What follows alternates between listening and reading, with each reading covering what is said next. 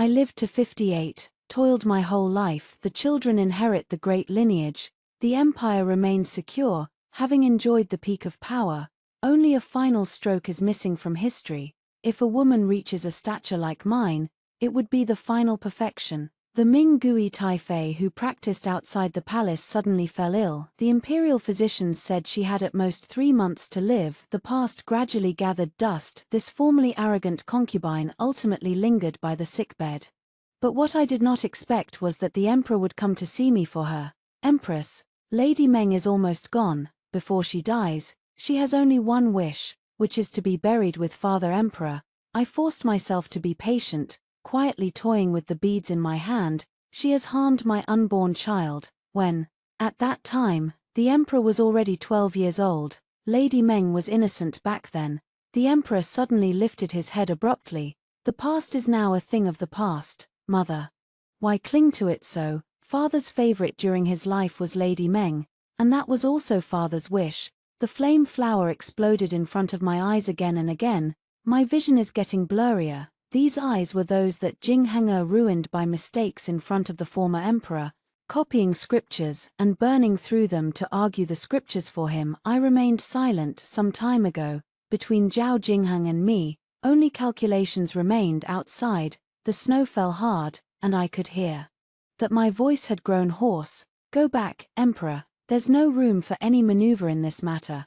The emperor swept his sleeve and stood up, sneering. Mother, you remain as cold-hearted as ever, unlike Lady Meng who has no schemes. I froze. A chill rose in my heart, more from disappointment. Is there any mother in the world who would hold a grudge against her own biological child? It's something I can't understand myself, or perhaps all these years I have truly done wrong, being too harsh on him. Since then, my spirit gradually faded, and my health grew worse. The emperor does not often come to pay respects. Perhaps it is fate.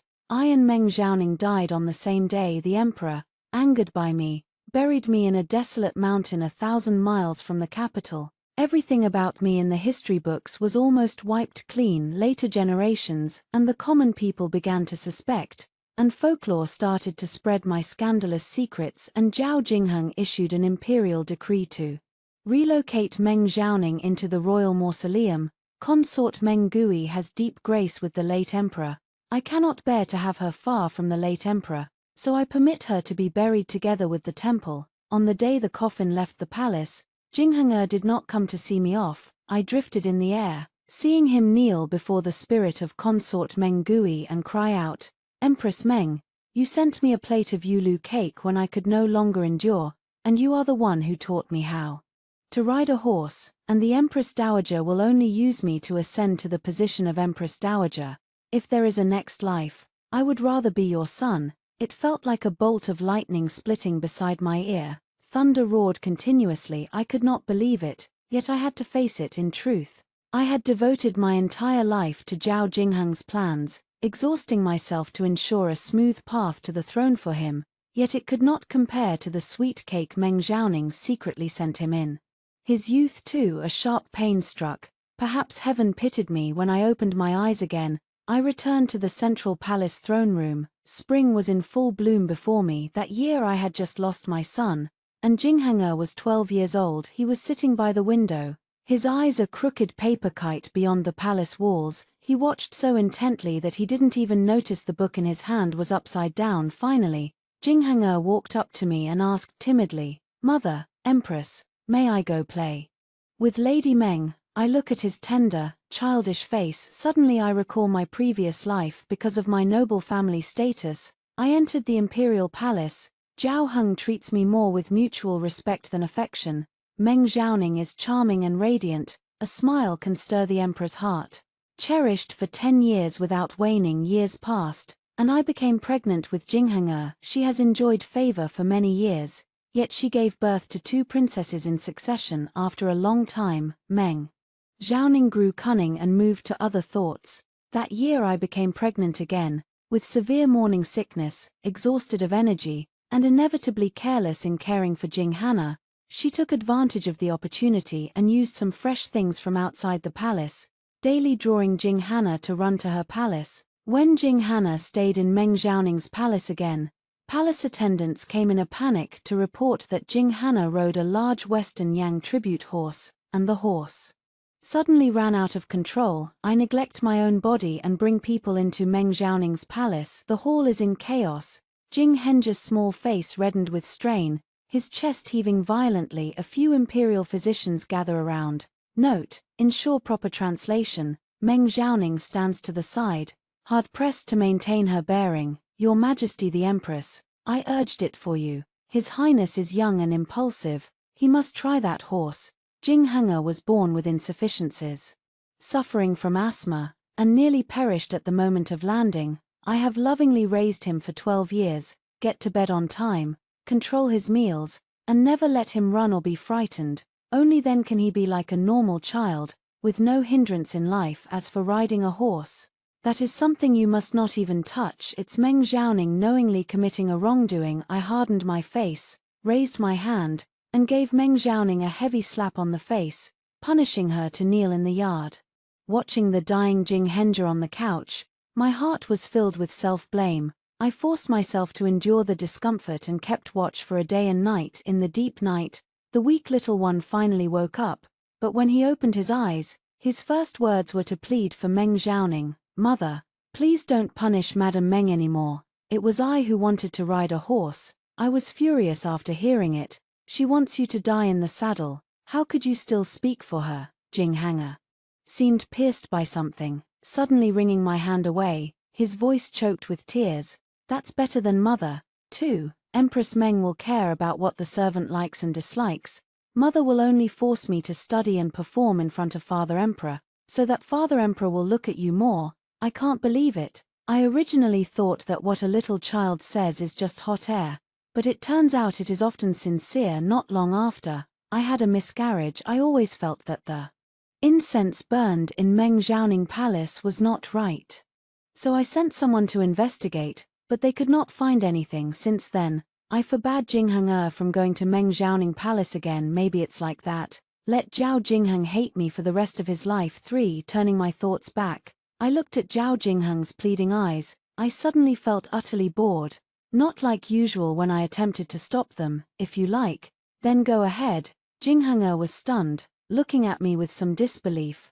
Mother, really willing to let me go to see Madame Meng? I nodded slightly, my voice steady but without emotion. If the night grows deep, you should rest tonight in her palace. He ran out, head held high, like a bird breaking free from a golden cage. Although it is spring, the weather is still a bit cool. Grandma Ju stepped forward to drape a cloak over me, looking a little troubled. Your Highness, the Mr. Zhong you invited for the third prince has been waiting in the side hall for almost half an hour. I've been worrying for a full half-year, and after leveraging my father's old connections, I finally asked Mr. Zhong Song to agree to come out of seclusion. Sir is aging. He has rushed all the way from the Jiangnan region. In this dynasty, merit is valued over lineage. Jing Henge was born with a congenital deficiency, unable to draw a bow or shoot an arrow, and was already shorter than others by a notch. If he does not devote his thoughts to studying anymore, his future path would only lead to a dead end. Moreover, Meng Xiaoning, relying on favor, also had a prince in a previous life. If I hadn't raised Jing Henge to be outstanding, the throne would have long since changed hands. I closed my eyes and recalled the things Jing Henge said before Meng Xiaoning's spirit. Some things cannot be forced. Several lines of text suddenly flashed before my eyes. The third prince truly doesn't know what's good or bad. This is Mr. Zhong Song, equivalent to the Zhuge of this era. In the previous life, even the empress had to beg him to teach the scholars. A white-eyed wolf is a white-eyed wolf. It might as well be bred into a roasted pork.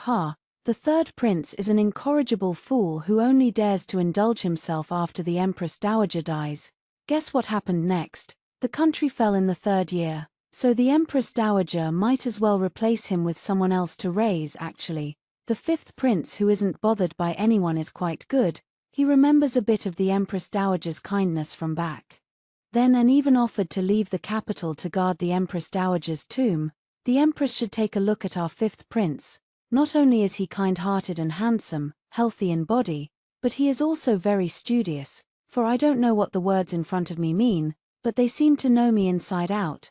They are like a celestial scripture, yet also like guidance from the depths of the void. The fifth prince Zhao Jingchen spoken of in the text. I pondered for a moment my impression of Zhao Jingchen is not deep. After his birth mother died early, he was cautious and timid in the palace, only to keep himself alive, and his talents were not outstanding. In a previous life, after Zhao Jinghang ascended the throne, he purged the old powers and had also cast his gaze at this younger brother who never fought for anything. If it weren't for me stopping him, Zhao Jinghang would have gone through with it. Even after I died, Zhao Jingchen guarded my desolate mountains and tomb for many years. He did what my own biological son could not do. Thinking about the words in the barrage, I carefully recall what merits I have shown to the fifth prince. The barrage quickly answers for me what the third prince doesn't care about.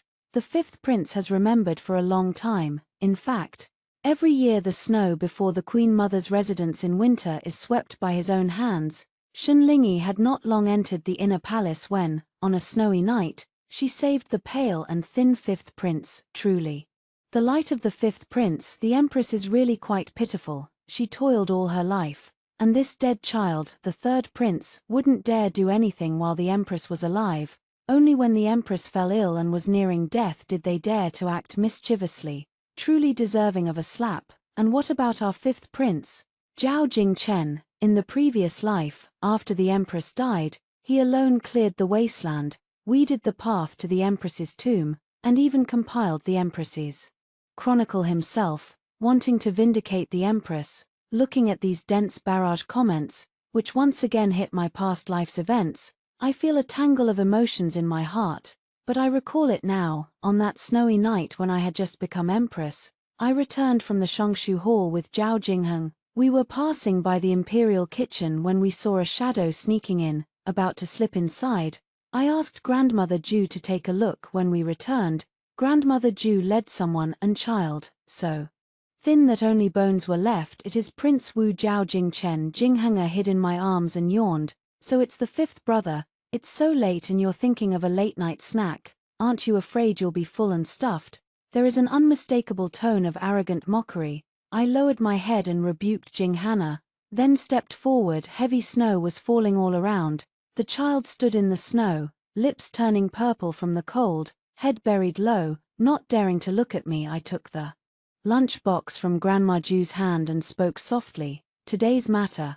I will give you an explanation. He blinked, and something fell with the snow. That night when I returned, I couldn't sleep for a long time. I am thinking, what exactly is the inner harem like anyway? It should not be a place that eats people. If I were empress, watching life after life fall in this deep palace, this empress would not deserve to be empress until dawn. In my mind remains the thin silhouette of that child. The next day, I had people investigate the 6 ministries and 24 offices.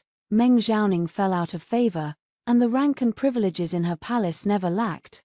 But for others, their allowances were peeled away layer by layer, and only 3/10 remained of the original 10. The matter of the fifth prince is only a teaser. There are more who go hungry than just him. I called the chief of the Shanggong Bureau. From now on, for all imperial households, 1 share will be distributed directly by the middle palace at the beginning of each month. Each palace meal follows the established grades.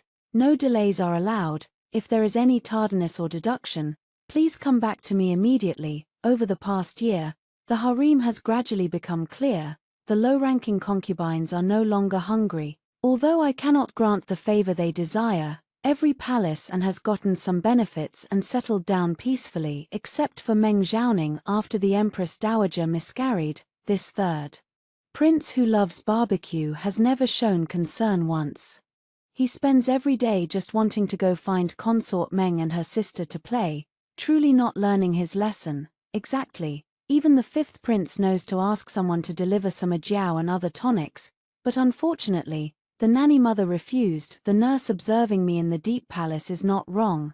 In this inner court, where is their true sincerity? It's just you and I with a god's eye view, knowing what the fifth prince has done for the empress. Nurse Ju saw me lost in thought and couldn't help but ask again about master's affairs. I lowered my eyes, my voice calm. Why not have the fifth prince attend master's lessons instead?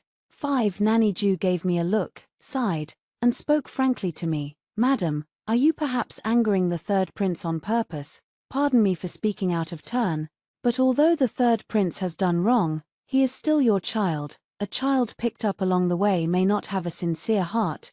You must teach the third prince well from now on. Your Highness will surely still be thinking of the noble consort. Madame Ju means well, she has seen too many schemes in the inner palace. Children in the palace are hard to raise.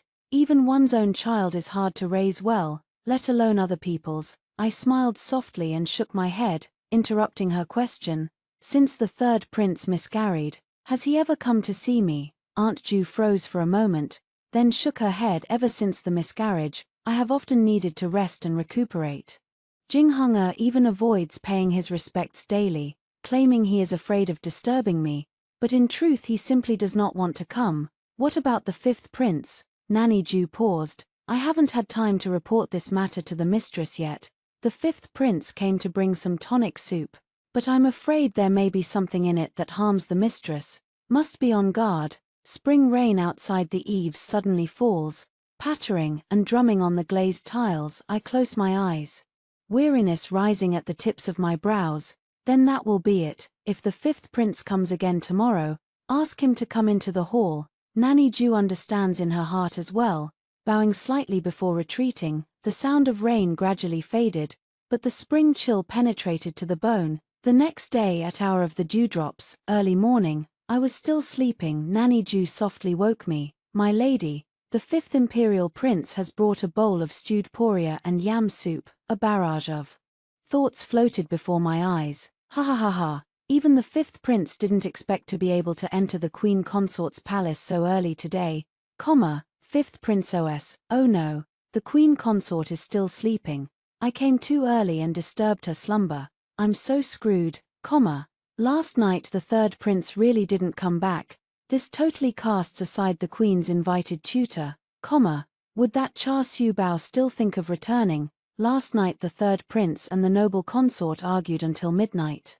After having a little sweet fruit wine, they played throwing and betting in the courtyard, and now he has just fallen asleep. I calm my mind and speak lightly. Let Chenna wait first in the side hall. After I finish grooming and come out, I see Chenna standing in the hall, as upright as a pine or cypress, unmoving. When he saw me, his eyes lit up slightly, and he saluted respectfully. Please convey my respects to Mother Empress. I sized him up. Indeed, he looked quite good. Zhao Jingshan's biological mother was a beautiful palace maid, otherwise, she wouldn't have drawn the Emperor's favor. Also very perceptive, he carried out the porridge of poria cocos, still warm, just right for a bite. Mother, it is your son. He rubbed his nose. It's something I had others prepare. Ha ha ha. The fifth prince still can't learn to lie, his eyes darting around. Empress OS. Do you think I believe you? Fifth prince. You say this. Would you dare to reach out with those blistered hands that have been burned? I read the barrage clearly. Call Chenna to my side, and taste the medicinal dish he prepared. I ask you, was it done by someone else, or did you do it yourself for me? Chenna's face gradually flushed red, and for a long while he stammered, unable to answer. I like honest and well-behaved children who tell the truth. It is your son. I set down the spoon. If you can think of me, Your Highness, I am very pleased, but you are still a prince. You should not put your energy into such trifles. I hesitated. Let me ask you, do you want to be this palace's child? He dropped to his knees at once, kowtowing, not daring to breathe. After returning to my mother, I dare not speak. Son, I narrowed my eyes, pretending to be disappointed. Do you really not want to? I look into his eyes. I already said it. I like honest good children. A queen truly is a guiding mother, isn't she? This kind of gentle probing is more reassuring than directly bestowing favor. From childhood, the fifth prince has rarely had someone ask him like this. How could he bear it? Fifth prince OS. Oh my, does the Empress Dowager have mind-reading abilities? Boo-hoo, I'm about to drop little Pearl. Chenna lifted her head, her eyes slightly red in the sockets, a bit at a loss as she nodded. Your Majesty's son, I just want to stay by your Majesty's side. In this palace, seeking asylum is not shameful whether for power or to survive, but few people do so for a true heart. I took the ointment, gently pulled Chenna's hand, and applied it for him. My child is not so easy to handle. First let me see your real abilities. Every day you must inspect the master twice daily on time, review your lessons at night. If you are late or lazy, you will be punished with a spank or kneeling in worship. Is that what you want as well? Chenna's ears reddened, his hands felt warm, and his eyes shone brightly. Mother, your son is willing. 6. Chenna begins to come to my palace to attend classes with Master Jong Song. The drizzle like a curtain weaves the time under the eaves of the hall into a long thread. I stand by the window and listen for a while. I happened to glance up and saw that Chenna was still wearing clothes from years past, the sleeves shortened, revealing part of her wrist. I suddenly remembered what the bullet comments had said. Chenna had previously saved up her monthly allowance to prepare some nourishing meals for me. I raised my hand to call Granny Ju. Bring over the new clothes made this spring and let the 5th prince try them on. In the past, I often made clothes for Jinghenger as well, but every time, he would frown. Mother, why do you treat your son like a princess, dressing me yourself every day? If mother has spare time, why not think about how to vie for favor and add another younger brother or sister for your child? I had a miscarriage not long ago, and these words felt like a knife stabbing into my heart. Later I stopped picking on him. When I came to my senses, before me was a face as bright as the sun. Chenna has grown taller again. The clothes he used to wear when no one paid attention were either too small or too big. He touched the fabric on his body and spun around in front of me. The new outfit fits him perfectly, making his eyebrows and eyes look brighter by a few degrees. Mother's eye is truly discerning. My lips unconsciously curled up as well. If you like it, that's enough. The barrage floats by, you wouldn't expect it. The queen is a face-obsessed type. Haha, just in time our 5 princes are handsome. This 3rd prince is a dead kid. My fist really wants to have a close contact with his face. Oh dear.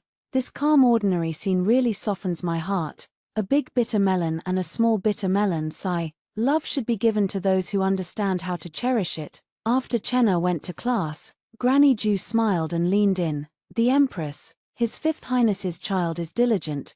The teacher even praised him, saying his comprehension is excellent, one word and he understands. Your eye for people is really good.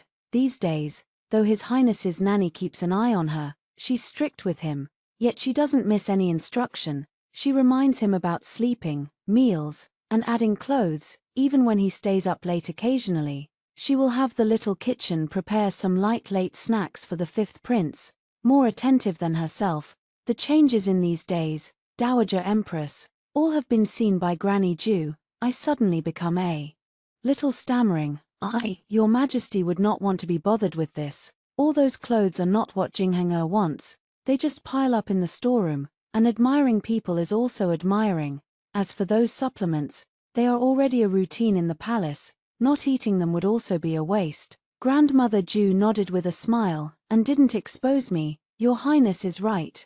Your Highness has a kind heart, and will surely be repaid with good outcomes. 7. Chenga is very clingy. Clearly class is already tiring enough, yet he still stays to dine with me. Today the kitchen served a golden soup sour fish.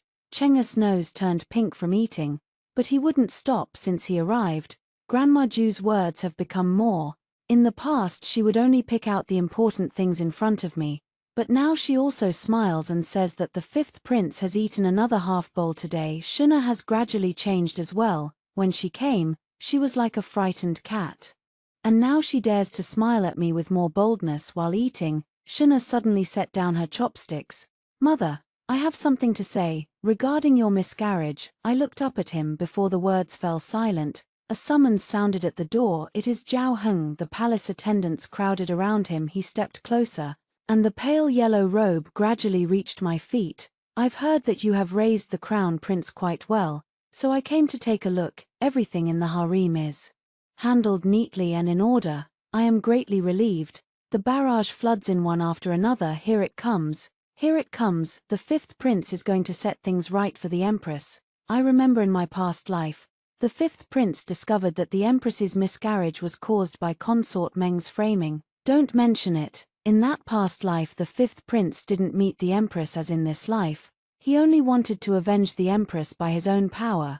but the consort bit back at him, and the emperor disliked the matter as ominous and wouldn't let anyone know about it, even beating the fifth prince 20 strokes. The dog emperor's heart has wandered to grandma's house, even with evidence right before his eyes. He wouldn't believe it. Zhao Heng turned to Chenna. Chenna, I've heard that you wanted to request an audience with me some days ago. Is there something you want to say to me? Chenna was about to speak, but I halted him with a single gesture. Chenna is still childish. Not long ago, when his studies were good, he wanted to earn your majesty's praise. Zhao Heng smiled. I have also heard Zhong Song speak of Chenna's talents, saying that although he began to learn late, he is diligent, and now he has caught up with Jinghenger. It's just that with all the affairs, I, as the father emperor, have been negligent, the dog emperor speaks with one mouth and another heart, negligence. In your past life you almost killed the fifth prince, *TSK. In the palace of consort Meng, they never have to kneel, and what about the empress and the fifth prince? They have to kneel to respond all the time, *. Even the third prince is the same. If it weren't for the empress's family background, the dog emperor could have made the empress's child the noble consort. After Zhao Heng left, Chenna helped me to my feet. After everyone retreated, he gazed at me in a daze. Why did your majesty not let me tell father the truth just now? He opened his palm, a small piece of ashes wrapped in a handkerchief. Mother, this is the evidence. The maid in Meng Xiaoning's palace believed that if she scattered the ash from that day near the deserted palace where no one passes, she would not be discovered, but I didn't want Chenna, whom no one cared about at the time, to be seen. I sighed, patted his head, and spoke softly. Chenna, you must know this, in the face of absolute favoritism, there is no reason to talk, just like Jinghenger does to me, just like Zhao Heng does to you. The grievances between you and me are never noticed or seen by others, then we can only bury these grievances in our hearts, waiting for the right moment. 8. Life passes quietly. Sharon is sensible, I need not worry about things for him, but gradually, there are rumors circulating in the palace, like willow fluff in spring, it drifts everywhere. You say the Empress Dowager neglects her own biological child, and raises others' children nobody wants. What's the point of that? Even the best cannot be better than one's own child. It's all just a performance, to leave oneself a backing for the future. I've heard His Majesty praises the Empress Dowager for virtue, but virtuous for whom to look after. The third prince won't appreciate it. If you ask me, the fifth prince is pitted too, used by others as a chess piece, and in the end won't he still become the stepping stone for the third prince? I heard it, and Chenna heard it too. These words naturally reached Jinghanna's ears. As well, the old nurse and I were on our way to pick Chenna up from school when, around the corner, after a long absence, Jinghanna stood in the palace path. Jinghanna grows fatter in Meng Xiaoning Palace, and she is leading 2 younger sisters. Stopping Chenna halfway, he clenches his small fists, his expression full of disdain. Fifth brother, my mother kept you as a defective like this by my not getting close to her. If I go back, Fengwan Hall will have no place for you. Chenna did not intend to argue with him. Just as she was about to sidestep, she was halted. Jinghenger, like a little bully, shoved Chenna viciously. Fifth younger brother, you stole my mother and you still want to leave. Today His Highness is in a good mood. If you can bark like a dog twice, I will let you pass. 2 younger sisters stood with their hands on their hips, giggling along. I was just about to go over when I heard Chenna speak with a calmness I had never heard before. If third brother truly believes that Empress is our mother in his heart, but why? After the Empress's miscarriage, did you not pay her a single day's respect? Third brother says I stole your mother, but if you hadn't yourself been unkind to Empress, giving me an opportunity, how could I have taken it? Jinghenger listened, as if pierced through, and his expression completely changed. You vile spawn from a lowly birth, you dare to speak out against this prince. I watched the whole scene from the side. If they fight, Chenna might not lose. In the past Chenna was frail, and Jinghenger would bully him whenever he wanted to. Now Chenna eats meat every day, and he practices when he wakes up. Jinghenger naturally can't push him around, but I did not expect Jinghenger to draw a whip from his waist and lash Chenna hard. I hurriedly walked over, And Chenna had already been beaten a few times. I turned completely cold, stood in front of Chenna, and spoke sternly. Jing Henja, apologize to Chenna. Jing Henja threw away the whip in his hand, unable to believe that I would side with Chenna. Mother Empress, youngest brother just spoke of me first, but my expression was cold, signaling Madame Ju. Madame Ju immediately pressed Jinga to kneel at my feet. Jing Henga struggled, his mouth still relentless, as expected. Mother Empress cannot bear to see me and Madame Meng doing well together. Mother Empress is jealous of me and Madame Meng, that's why she raised such a defective like fifth brother. I glared at him coldly, delivering a heavy slap to his face. Vile child, how could you utter such rebellious and blasphemous words? Jing Henge's cheeks were swollen and puffed up. He opened his eyes wide and stared at me, as if he couldn't believe there would be a day I would strike him. Tears suddenly spurted from my eyes, eventually turning into endless disgust. Empress Meng is right. Mother only wants to use me to ascend to the position of Empress Dowager. Mother is the worst mother. I never want you to be my mother again. 9. I didn't have time to think about the running away Jing Henge, and hurriedly summoned the imperial physician Shu. When Chenna was brought back to the Fenghuan Hall, there were already 2 raised welts on the whip marks on his back. I personally applied medicine to him. He winced in pain but did not utter a sound. The barrage scrolls across before my eyes. Fine. Are these 3 princes super heroic? Oh wow, that slap just now was so satisfying to watch, but I also feel really bad for the 5th prince. Why didn't the 5th prince fight back just now? He should have knocked this little fatso out cold. Sigh. It's only because the 5th prince fears the empress will be sad. In the eyes of the 3rd prince, the empress is his biological mother, but in the 5th prince's eyes, the empress is the mother he finally managed to have. 5th prince OS. Woo-woo, Empress Mama, you're heartbroken for that barbecue pork, but you should be heartbroken for me too. I'm also your child. Jing Henge is ruthless. After 2 lashes, the skin is torn and the flesh exposed, but Chenna is still comforting me. Mother, your child does not ache. I apply the medicine while asking, why not go in hard? He lay there, head buried in his arm, his voice muffled. I'm afraid if I hit my younger brother, Mother will cast me away. My younger brother is Mother's biological child, and I patted his head. Chenna, sometimes sincerity matters more than blood relations. He lifted his head, his eye sockets red. I continued, in this world, just because we bleed the same blood doesn't mean we are family, and just because we don't bleed the same blood doesn't mean we are strangers. I clenched his fist tightly. If someone bullies you again next time, hit them back like this. If something happens, Your Majesty will be here. Chenna's tears fell, landing in the palm of my hand. Later, Meng Zhaoning went to Zhao Heng to report it.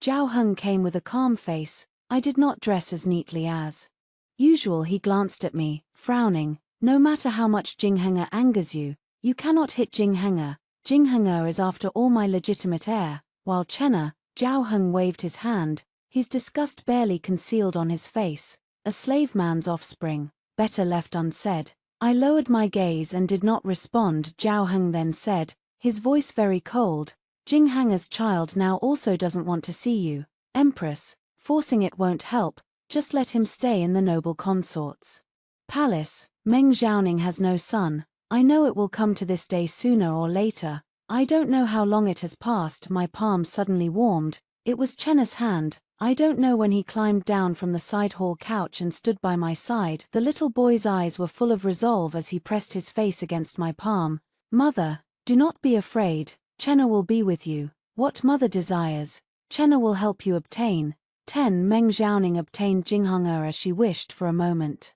She was unmatchedly magnificent in the palace, even more glorious than in the previous life. When she came to see me again, it was only a perfunctory bow. Not long after, Zhao Heng held a grand palace banquet. He said it was a spring feast, but in truth it was to celebrate the merit of Meng Zhaoning's elder brother. Brother Meng Zhaoning achieved his first military merit, and Zhao Heng was overjoyed. In a past life, this credit originally belonged to my maternal family, and this time, Meng Zhaoning eagerly asked to go on the expedition for his own elder brother, as if he already knew this battle would be won. Jing Henge was praised by Zhao Heng for displaying talent at this palace banquet. and soon after was crowned crown prince. The palace hall was lit like daytime, and Zhao Heng sat at the main seat. On the left stood Meng Xiaoning, with Jing Hanger and his two younger sisters, the whole family all smiles. On the right were me and Chenna. Across the hall, the clinking of cups and dishes seemed to form a wide river between us. The revelry was in full swing when suddenly a prince stood up. "Your Majesty, spring is in its prime. Why not test the prince's talents, to add some excitement as well?" Zhao Heng nodded, his gaze resting on Jing Hanger, with spring newly arrived, the wind brushing the willows and flowers dancing on their own. "Is there a prince willing to pair a couplet with me in a contest?" Jing Hanger stood up, stammering, unable to speak. "The winter is coming, the frost should." The prince saw Jing Hanger's embarrassment and voluntarily stepped down. Smiling, "Not a problem, not a problem. Has the fifth prince read any books recently?" Have read. Zhao Jingheng cannot say it. If he did say it, the prince would surely press him about his studies, and he would be unable to answer further. Better to pretend to be stupid and simply not say anything. When faced with a difficult question, he goes silent, the only thing he shares with this dead child is that when the teacher asks, he pretends to be sweet. Jing Hanger spends all day following Meng Xiaoning to play. His studies have long been neglected, and he can't even come up with a proper second line of poetry. Zhao Heng's expression gradually turned displeased, but Chenna stood up. "Father, your son is willing to try." Once autumn frost falls, the air becomes solemn and the sky high. Geese fly as letters. The prince who posed the question brightened his eyes and smiled. "Not bad indeed. This is the fifth prince of the palace, right? What books have you read lately?" Chenna respectfully replied, "To your highness, uncle, I am reading Huainanzi. To mobilize matters by making use of others is the idea. The book teaches ruling with non-action, but it does not mean doing nothing. Rather, one should conform to natural laws." The prince's folding fan opened with a flutter, and his tone rose. "Excellent. So young yet you can understand Huainanzi. Your Majesty truly has taught your son well." Zhao Heng's face lit up, and his brows gradually relaxed, and he let the two of them return to their seats. His gaze fell for the first time on Chenna, and Jinga stood to the side, his face flushing red, hurrying to patch himself up. "I used to not know that fifth brother actually knows so much. Your Majesty, your son will learn more from his younger brother." The barrage reappears. "Do you really think the fifth prince knows nothing at all? Hidden talent, poor fifth prince. When he had no mother, there were only a few books, back and forth he would recite. No choice. If he doesn't recite, there's nothing to read. Now with Mr. Jongsong's guidance, this fifth prince is about to take off." Just now, that encounter made Meng Xiaoning's face darken. Jing Hanger quickly flattered and peeled a grape, handing it to her, but Meng Xiaoning chose to ignore it. Jing Hanger could only sheepishly retract his hand, his gaze sweeping over the crowd and resting on me. There was a hint of grievance and unwillingness in his eyes before I could see clearly. Chenna shifted aside, blocking that line of sight. He laughed and scooped a bite for me. "Mother, this dish is light.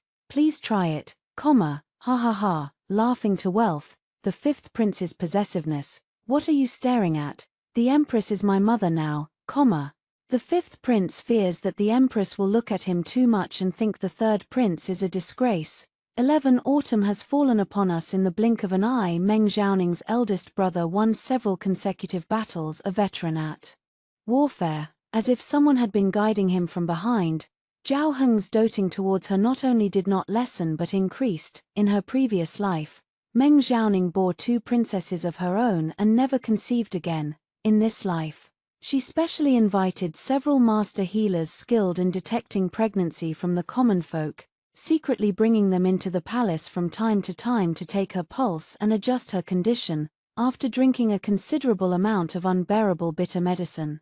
3 months later, Meng Xiaoning was finally pregnant. Days passed slowly, and the harvest fell into place. She gave birth to a little prince, the 9th in line. A few more years have passed in the blink of an eye. Meng Xiaoning's position in the palace gradually surpassed mine.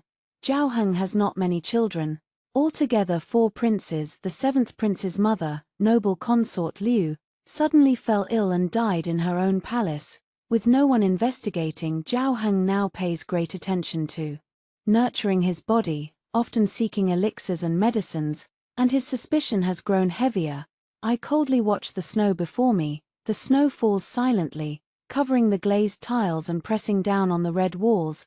Before the new year, Meng Xiaoning rose to the rank of imperial noble consort. The conferred reward flowed into her palace as if in a stream. Meng Xiaoning had her own biological ninth prince, and she no longer indulged Jing Hanger as she used to. If Jing Hanger said the wrong thing, she would directly turn cold, sometimes even raise a hand. Several times Jing Hanger had seen me from afar along the palace road, hesitant in her steps, as if she wanted to come and say something to me. If Meng Xiaoning gave him a look, he lowered his head, obediently following behind her, not daring to speak much. I withdrew my gaze calmly. Suddenly a hand reached over, tightening my cloak a little. It was Zhao Jingchen. This year, he was 16. The childishness in his eyes and brows faded, adding a touch of sharpness. He stood beside me, more than half a head taller than me. Snow was falling lightly, and he held my hand, cupping it in his palm. Since that year of my miscarriage, Mother has been afraid of the cold, and we can't enjoy the snow for long. Today's homework is heavy. I didn't have time to accompany Mother for dinner. It's my fault as your child. Chenna still treats eating with me as a great affair. Just like that year. I shake my head. You are in the midst of your studies now. Mother's happiness hasn't even had time to come. I brushed the snow from his shoulder. A faint fragrance reached my nose from his body. Unlike before. Have you changed your incense recently? He nodded. When my child's biological mother was still alive, she taught me some methods for making incense. These days I tried mixing a single herb to refresh the mind. It's just right for studying. I took a deep breath and said, your biological mother is also a poor soul. In a few days, I shall accompany you to present incense for her. Yes. 12. The voice of the Imperial Storage Department rises again.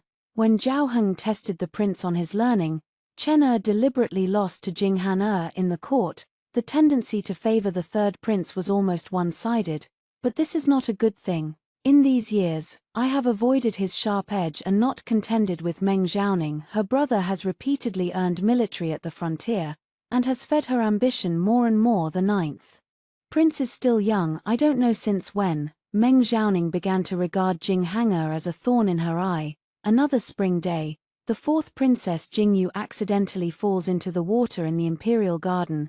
It was Meng Xiaoning who pushed her, and it was she who knelt at Zhao Heng's feet and cried. Meng Xiaoning wept and wailed, Jing Hanger, maybe Jing Hanger is Jing Hanger. I have treated you well all these years. Why do you push my Yuer into the water? Clearly I have treated you better than my own child. Although your majesty favors your ninth younger brother, he is still young. How could he threaten you? You actually want to use my Jingyu to take revenge on this palace? She looked up, her face full of tears, gazing at Jing Hanger. I know you have always been a good child, as long as you reveal the mastermind behind it. Your Majesty the Empress will treat you as well as before. Jing Hanger froze. He had never imagined that this woman, who had once held all good things before him, would slander him to achieve her own goals. Not a son. His voice trembled. Father, I did not push my sister. Meng Xiaoning's expression changed abruptly, and she interrupted him. Could it be that I personally pushed my own daughter to fall into the water? After all these years of guiding you, you have learned to slander me. Jing Hanger could not defend herself with 100 mouths. Maybe my heart is dead. His lips tremble and pale, but in the end he could not utter a single word. Zhao Heng sits at the head, his face dark and solemn. All these years I kept to myself and did not vie or snatch. Naturally he wouldn't suspect me. He himself knew that Jinga and I had long since become strangers. Moreover, now Meng Xiaoning's elder brother has great power and continually submits memorials suggesting that the child of the imperial noble consort be made crown prince. Zhao Heng had long harbored discontent. Now faced with this pile of baffling trivialities, he was even more irritable. Zhao Heng and Meng Xiaoning's once beautiful relationship, once mixed with power and desire, has become no longer pure. Enough, your arguing gives me a headache, Zhao Heng said impatiently, standing up. Jing Hanger is under house arrest for 2 months to reflect properly. The bullet comments flew by rapidly, laughing to death. You really thought Princess Meng treated you like a son? Dog Emperor. Normally, facing a group of old faces nagging about succession at court is annoying enough. After wandering through the harem and circling back, I find that my own people are fighting each other again. The Dog Emperor is even more annoyed. The third prince finally understands. He treats the imperial noble consort as his mother, but the imperial noble consort treats him as a stepping stone. What good thing can come from the imperial noble consort who raised him? Now, the little white-eyed wolf has found a mother who is also a white-eyed wolf. So satisfying, this white-eyed wolf is finally reaping what he sowed. Serves him right. I speak harshly and I won't speak any more. I will say this. This little beast has finally been punished. That night, Zhao Heng visited the Phoenix and Luo Palace. Under the moonlight, I wear a plain white dress that reveals gentleness. Using only a simple hairpin to gather my hair, I stand without competing or grabbing. In his impression, a mother who truly cares for her child, not as formidable and decisive as in the past in front of everyone. And Chenna stood to the side, smiling as he told me the amusing happenings of today. The night was deep and quiet. Sometimes not fighting is fighting. A king standing at the pinnacle of power, with countless wives and concubines by his side. After a long time, there was such a rare calm, and I stood in place and looked for a long time. 13 Zhao Heng's health was gradually failing, and his suspicion grew heavy. He would only trust the people around him whom he trusted regarding the heir. He postponed and postponed. I know what he is waiting for. He wants to see how much genuine feeling Meng Xiaoning has for him in this lifetime. Another year of palace banquets. Meng Xiaoning's elder brother actually went up to the hall with a sword. After 3 rounds of wine, they mentioned 9th Prince Zhao Jingrong in and out of their talk, and the meaning could not be clearer. Zhao Heng's face remained still, yet he also knew this was the Meng family pressuring him to designate an heir. After the imperial banquet, he began to quietly undermine the Meng family's military power. I expected there would be such a matter, but I did not expect Zhao Heng's illness to come several years earlier than in the previous life. Not long after the imperial banquet ended, he fell gravely ill and bedridden. That night I was about to rest when Zhao Heng's eunuchs hurriedly reported that His Majesty suddenly began vomiting blood in great bursts. I pulled on my clothes and, with the maid, headed to the Palace of Administrative Excellence just beyond the Phoenix and Lu Palace. We were blocked. Meng Xiaoning stood on the palace path, behind him a sea of people. Sister, it's so late. Where are you going? The Phoenix and Dragon Hall has already been surrounded by people. She stepped closer and spoke in a low voice. Shenlingi, don't think that adopting a lowlife's child will let you laugh last. I once had a dream. In the dream, my sister's child recognized me as their mother and cried endlessly before my spiritual tablet. I didn't expect that in this life, it would actually come true. I know Meng Xiaoning has also been reborn in this life. She can let the Meng family seize the military merits of the Shen family, all relying on memories from the previous life in this lifetime. The position of Empress Dowager can only be mine. She took a step back and raised her voice. Come here. Bind the Empress in the palace. If anyone forcibly leaves the palace, cut them down. A few people came up and restrained me, and Granny Ju frantically pushed them aside. You dare? This is the Empress in the inner palace. How could you? Meng Xiaoning raised an eyebrow and smiled. Bind her for me. Once the great undertaking is accomplished, execute her at once by hanging. At that moment, a figure rushed forward. Don't touch my mother.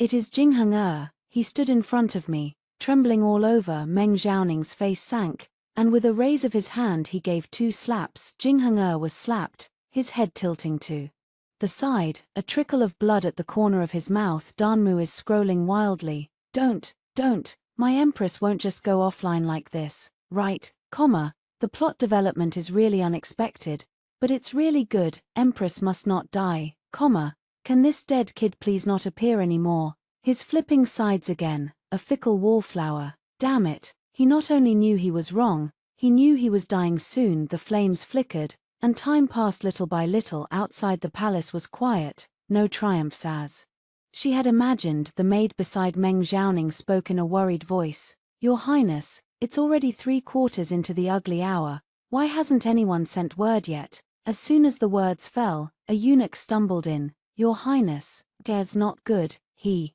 was in the great hall and His Majesty beheaded him on the spot. Meng Xiaoning's pupils shrank in disbelief. Isn't your Majesty about to die soon? In the night, a bright yellow figure slowly stepped out. Empress Dowager, who told you that I am dead? 14. Meng Xiaoning collapsed to the ground, shaking his head insistently and saying it was impossible. Meng Yuanlang's wolfish ambition was known throughout the court. Meng Xiaoning's desire for the position of empress was even stronger than in her past life. She was growing ever farther from the bright, uncalculating Meng Xiaoning that Zhao Heng held in his heart. Things that reach an extreme will revert. Zhao Heng secretly sent people to investigate and found that this royal concubine of his not only secretly poisoned low-ranking concubines, but also beat and scolded Jing Henge whenever unhappy, and even used her own biological daughter to frame the prince and seize the throne. The elder brother intends to force the emperor, and the entire Meng family will be doomed. Things came to light. Zhao Heng looked down from a commanding height at Meng Xiaoning, who was crying and begging for mercy below, and spoke coldly. Empress Meng, Bai Ling executes you. The men of the Meng family are enslaved, and the women are prostitutes. Meng Xiaoning collapsed completely onto the ground.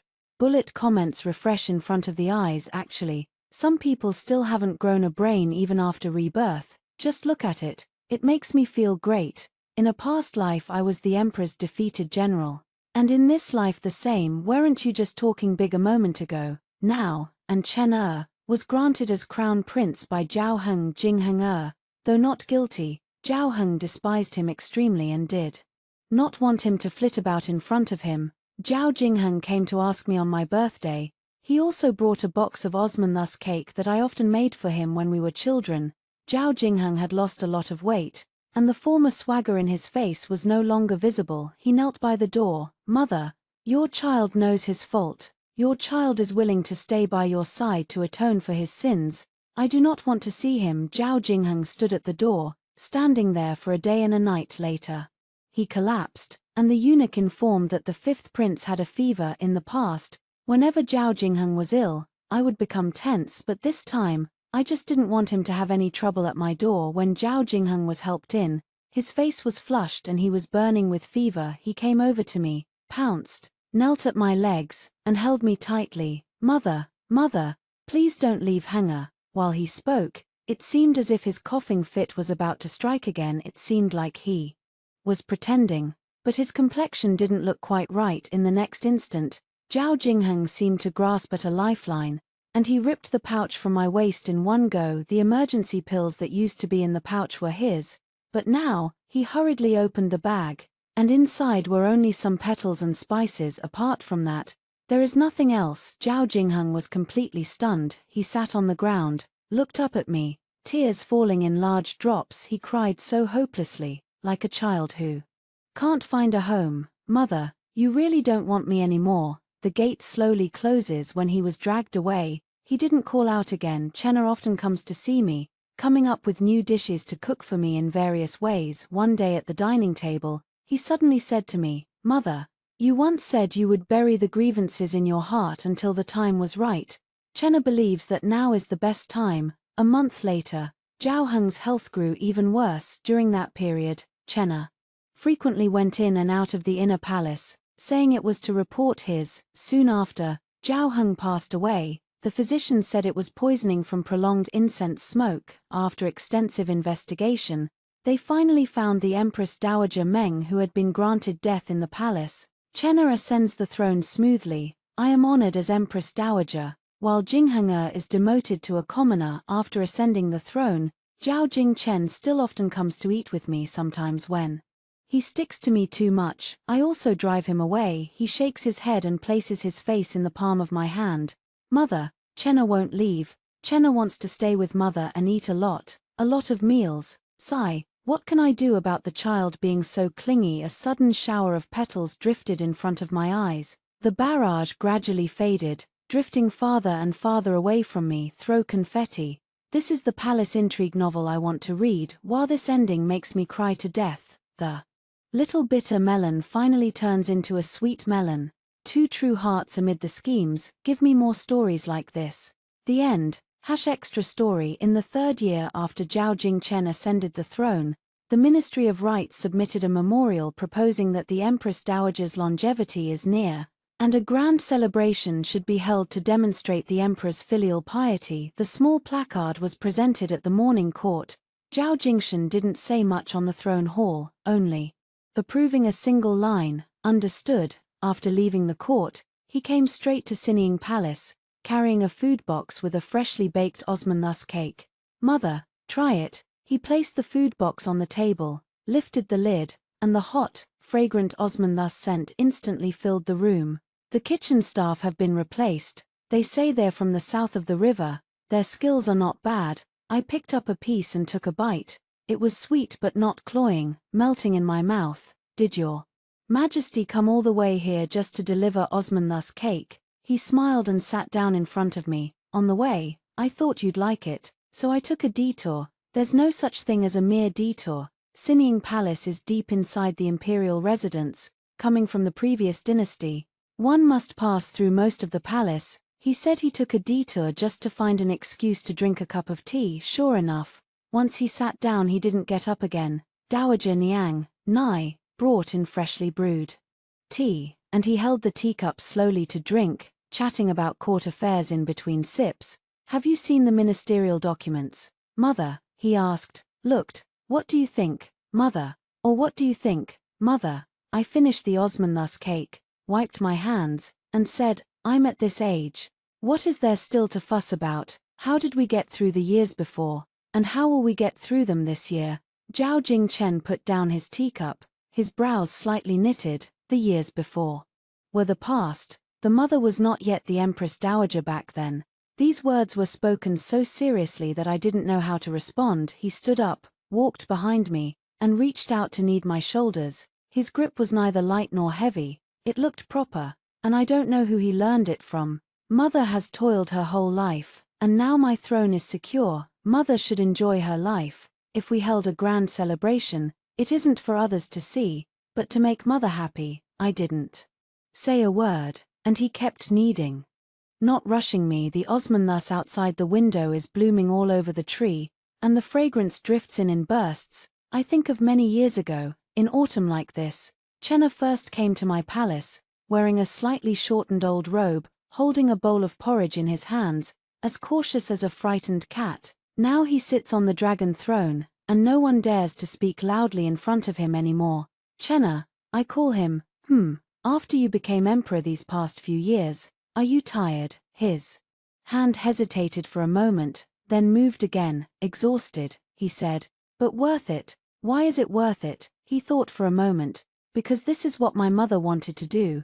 In the past my mother wanted to become empress not for herself, but so that there would be a clear-minded emperor in this world. Now that I sit on this throne, my mother taught me that an emperor is not to be enjoyed, but to be responsible." I did not interrupt. I did say these words, back when he was still the fifth prince, in the side hall where Mr. Zhong Song gave him lessons. When he had finished writing the large characters for me to see, I thought he was young and wouldn't remember, but it turns out he remembered everything.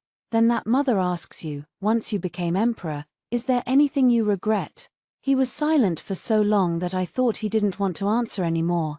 "Yes." His voice lowered. "That night Mother was placed under house arrest by Meng Zhaoning, and I arrived late. At that time I didn't have any military power in hand, so I could only panic. I stood outside the palace gates, hearing Mother's voice from inside, but I couldn't get in. I turned around and looked at his face. His eyes were slightly reddened, his brows furrowed, as if he was holding something back. "That's not your fault," I said. "I know." He lowered his head. "But I still hate myself." I reached out and patted his shoulder, just as he had done countless times when he was a child. "All is past now." He nodded, took a deep breath, and when he raised his head, the redness in his eyes had been suppressed. "So Mother, this year's birthday should be celebrated grandly. Why bring it around again?" "Because I want everyone in the world to know that Empress is the best mother in this world." His words made me both angry and amused. So I picked up the fan on the table and tapped him on the head. "Stop talking nonsense." He laughed and dodged, and that smile was pure and bright, just like the moment Years ago in my palace when I first spun around in the new clothes, that autumn, the birthday was still celebrated grandly. Zhao Jingchen had the Ministry of Rites begin preparations a month in advance, and congratulatory memorials from various prefectures flew in like snowflakes. Tributes pouring into the palace. I thought he was making a big show, but he said this is the ancestral custom and cannot be abolished. I know he's just found a grandiose excuse. On the day of the emperor's birthday, the palace was all lit with lanterns and festooned. Officials from all ranks entered the palace to pay their respects, and the concubines from also came.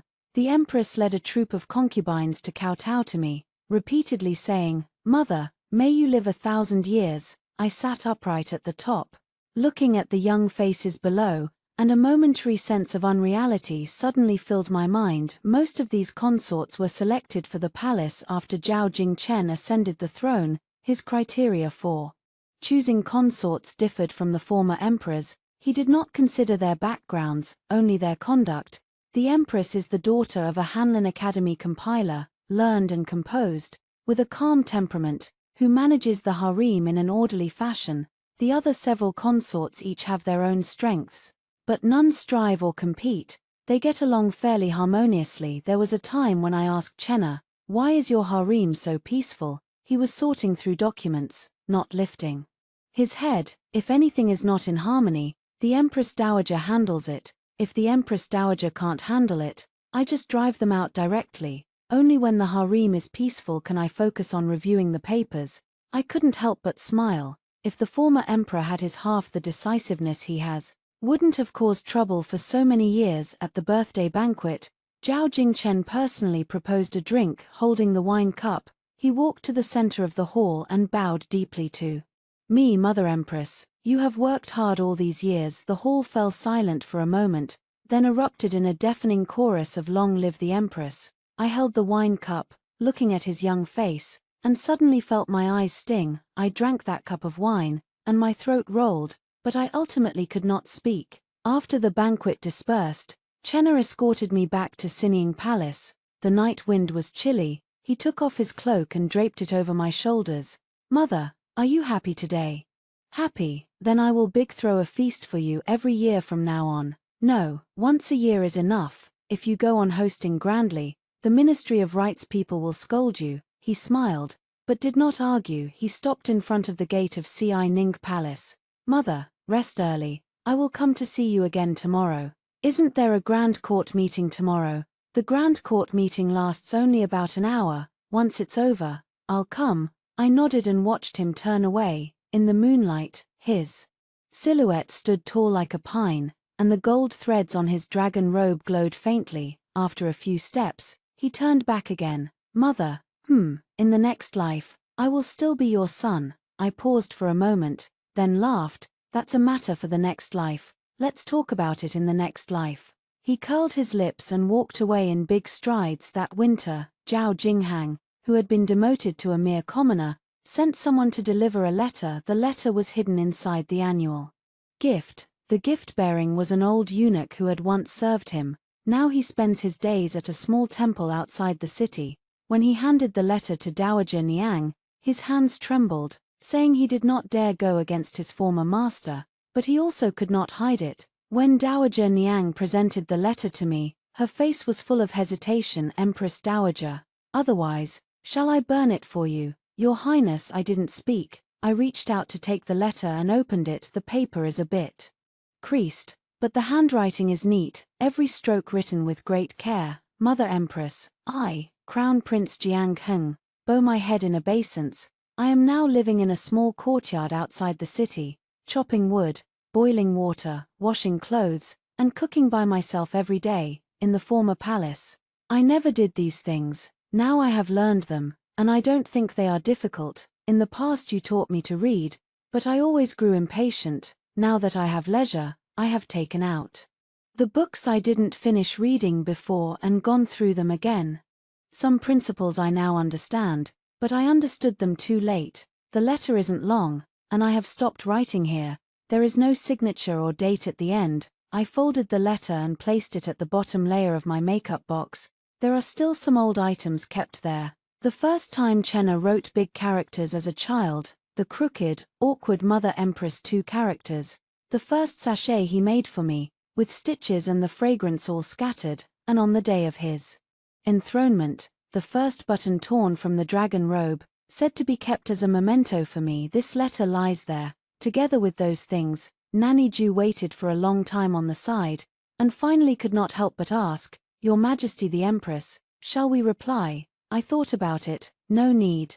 Some things do not require a reply, nor a farewell. May we each go on well. That is the best ending. In the 5th year after Zhao Jinghang's deposition, when Chenna came to the Sinning Palace for dinner, she suddenly brought up a topic. Nanny, the commoner Zhao Jinghang got married last year, to a daughter from a farmer's family outside the city. Life is hard, yet it is steady. The hand I used to pick up food paused. How did you know? Reported by the local officials, he put down his chopsticks. His current status has to be reported to the authorities every year. The local officials know his ties with the palace, so they don't dare conceal it. Is he doing well? Quite well, Chen said. I heard he farms, weaves cloth, and his wife does some sewing to supplement the family income. The days aren't prosperous, but the two support each other, and it doesn't feel hard. I didn't say a word. Chenna looked at me, then continued, last month he fathered a daughter, and when reporting, he deliberately wrote that her name would be Nyani Yen. Thanksgiving, I lifting the teacup, took a sip. The tea had cooled, and it was astringent. That's quite a good name, I said. Chenna didn't respond, picked up his chopsticks, and continued eating. I also lifted my bowl and ate slowly. I don't know when snow started outside the window, fluttering down everywhere, covering the ground white. That meal was eaten slowly. When Chenna left, snow had already piled up thickly. He stood in the corridor, looked back at the lit gate of my palace, paused for a moment, then turned and disappeared into the snowy glow. Grandma Ju handed over the hand warmer and spoke softly, Your Majesty, it's getting late, you should rest. I took the hand warmer and stood by the window for a little longer. Snow is falling harder and harder, covering the entire palace in a white haze. The distant palace walls, halls, and overhanging eaves blur into indistinct outlines, as if the ink in a painting has been blurred by water. That year, Zhao Jingchen's queen bore the crown prince. On the day the child was born, Chenna stood outside the delivery room for a full night. The queen heartfully wished he would rest, sent word for him to take a break, but he refused, saying this was his first child and he must watch over him. When the child came into the world, his cries were bright and clear, shaking the lanterns in front of the hall. The midwife bore the baby out. Chenna took him, looked at him for a long while. His eyes reddening, he came to Sinning Palace holding the child. Mother, look, he handed the child to me. This is your grandson. I lowered my head and looked at the wrinkled little face in the cradle for a long time. Just like you, I said. Where do I look like, wrinkled and ugly? He was startled for a moment, then he laughed. If Mama says so, does it mean I was this ugly when I was a child? You're uglier than me, I said. He laughed even louder, picked the child up, and held him carefully in his arms. Nayana, your grandmother says you're ugly. When you learn to talk, tell your grandmother yourself that you're not ugly. His words amused me. On the day of the child's 1 month old, Chenna gave him the name Zhao Yang. The character Yang signifies continuity, and he said he hoped the land of Daliang would be in his hands, passed down from generation to generation, never ending. At the full-month banquet, Chenna drank a lot of wine. He got drunk, leaning on the couch in the Sinning Palace, his face buried in a tatami mat, muttering something indistinctly through his lips. I stepped closer, and listened more clearly. Mother, thank you for not abandoning me at that moment. I sat by the couch, gently patting his back, just as he had done countless times when he was little. Sleep, I said. He said nothing more, and his breathing began to steady. The moonlight outside the window was as clear as water, shining on his sleeping face. That face had shed the fatigue and majesty of the day. At this moment it was simply a child who would forever need no pretense in front of me. When Zhao Yang was 3 years old, Shana brought him to Sinning Palace to play. The little fellow was sturdy and fearless, not at all shy. As soon as we entered the door, he climbed into my arms and called in a childish, milk-soft voice, great-grandmother, great-grandmother, great-grandmother. Father says you tell stories. Could you tell a good one for Yang? I held him and thought for a moment. Once upon a time, there was a little spider. Zhao Yang widened his eyes, listening intently. It lay on the Bodhi tree, listening every day to a monk, reciting scriptures. As it listened, it learned to speak, and it learned to walk. Later the monk died, and the little spider went to look for him, searching for a lifetime after a lifetime.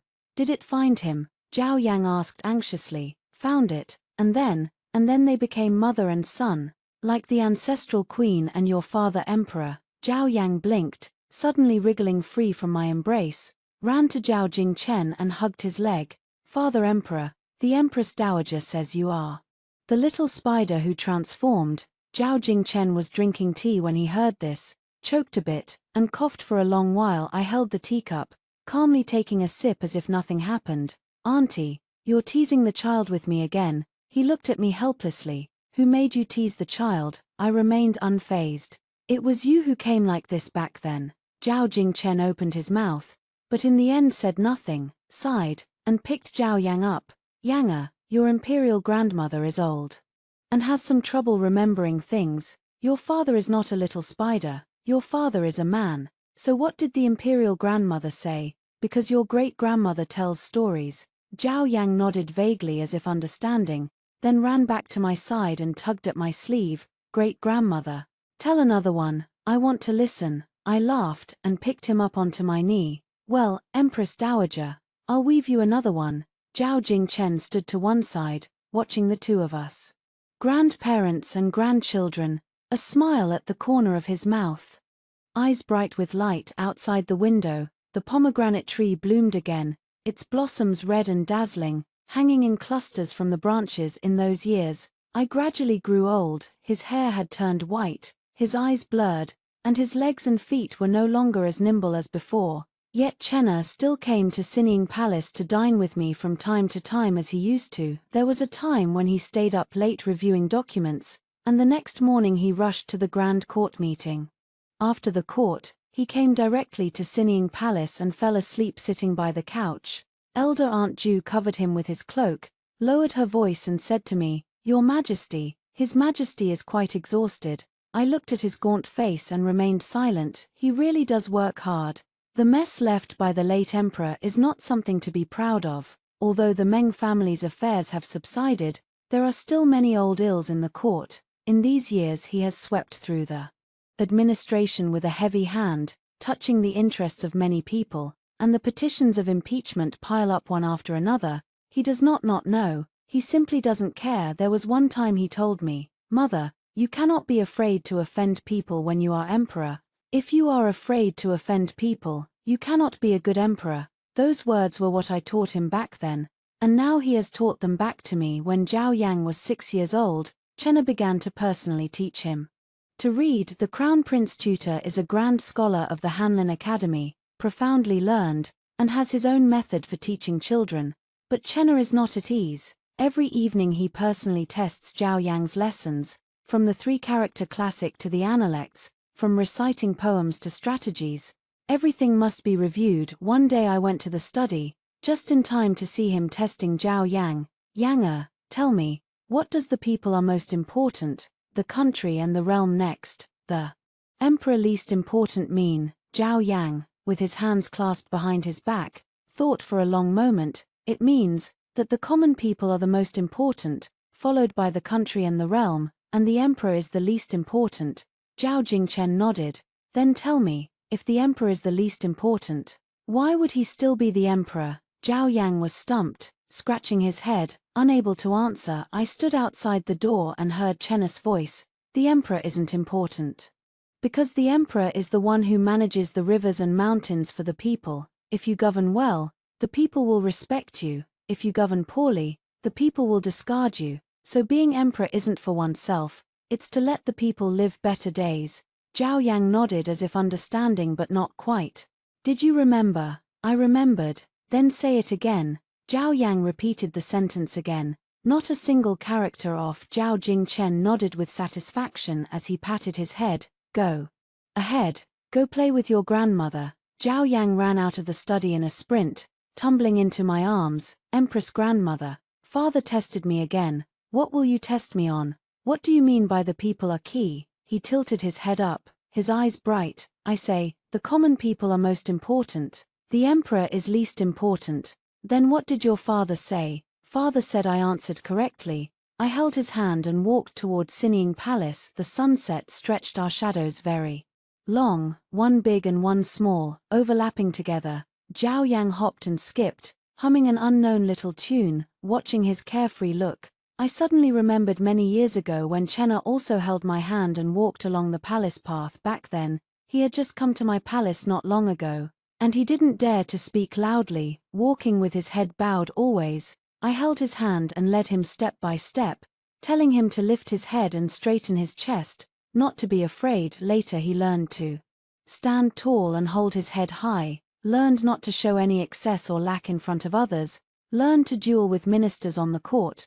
But in front of me, he would always be that little child with his head bowed, capable of being coquettish, of throwing a tantrum, of running around half the imperial palace for a piece of Osmanthus cake. A person's lifetime, long or short, is a matter of perspective. Some people come and go, some things pass and are forgotten, but some people and things stay in the heart, like characters carved into stone, unaffected by wind and rain. For example, the first time Chenna called me Mother Empress, the voice trembled a little, yet it was unusually earnest. For example, the first time he picked up a pen to write by himself, writing the 4 characters Mother Empress, be well lopsidedly, and brought it to me with a face full of anticipation. For example, on the day he ascended the throne, wearing a dragon robe, a crown on his head, standing on the red stairs, looking down at his ministers, I stood behind him, watching his straight back, and an indescribable feeling suddenly welled up in my heart. This child has grown up, having become emperor, a father, the master of this world, but when he stood before me, he was still the child who would call mother. In the 10th year since Zhao Jingchen ascended the throne, I went to the imperial mausoleum not to bow before the late emperor, but to see a stone tablet. The stone stele stands on a desolate hill outside the imperial tombs, the burial site I chose for myself in life. I did not want to enter the imperial tomb, I did not want to share a tomb with the former emperors, and I did not want to lie with people who had nothing to do with me. At first, Chenna disagreed, saying that no empress dowager in any previous dynasty had done such a thing. I said, then I would start with myself. He could not argue with me, and had to yield. That stone stele is the inscription I wrote myself, only one line, the tomb of Shun Shilingi, no honorific title, no posthumous name, no embellishments whatsoever. Chenna read the inscription and fell silent for a long time. Mother, this is too shabby like this. I don't mind, it was mother who chose it herself, it's not shabby. He let out a heavy sigh. That day I stood in front of the stele for a long time. The wind blew in, carrying the coolness of early autumn. In the distance the mountains rose one after another, and the wild chrysanthemums all over the mountain bloomed, golden and bright, as if a layer of brocade had been spread. Chenna stood behind me, saying nothing. I don't know what he was thinking. Perhaps he was wondering whether, in this lifetime, as a mother, it is worth it. I turned around and looked at his face. Over the years he has become much thinner, with white hair at his temples. He is less than 30, yet he already looks like a man in his 30s. Chenna, do you regret it? I asked. Regret becoming emperor? Regret the choices back then? He froze for a moment, then laughed. I don't regret it, he said. Only by becoming emperor can I protect my mother. Only by becoming emperor can I let my mother live the days she wants to live. Only by becoming emperor can I. He didn't finish. What talent is that? Only then can mother live a peaceful life for the rest of her days. I reached out and patted his shoulder. Then I won't regret it either. He lowered his head and did not reply. The wind grew stronger, blowing the wild chrysanthemums on the mountain. Haphazardly, in the distant horizon, a seam opened in the clouds. Sunlight poured down, illuminating the stone stele and the inscription on it. The tomb of Shun Shilingi. In the 15th year since Zhao Jingchen ascended the throne, the empress bore another prince. Chenna named him Zhao Heng, saying it would balance the world. When I look at his face, I feel the name may be a bit too grand for this child to bear, but Chenna says it's fine. I'm here, I'll shoulder it for him. Zhao Yang has grown into a graceful young man, reading daily in the study, excelling in his studies, greatly praised by the masters. He often comes to the Sinning Palace to pay my respects, and once here, he clings and won't leave, beguiling me to recount old times. What he loves most are stories of his father when he was a child. Great-grandmother, did father really send steamed buns to a palace maid who stole things when he was young? That was when he was a child, with a kind heart. Did His Majesty really have to copy the Analects 100 times when he was a child? That's because he was lazy and didn't turn in the assignments. Zhao Yang's eyes lit up as he lay prone on the table, his chin resting on the back of his hand. Great-grandmother, tell another one. I'll go back to tell Father Emperor. I know all his embarrassments. I smiled and flicked his forehead. If you dare speak carelessly, beware Father Emperor will punish you with copying books. Zhao Yang stuck out his tongue and ran off with a grin.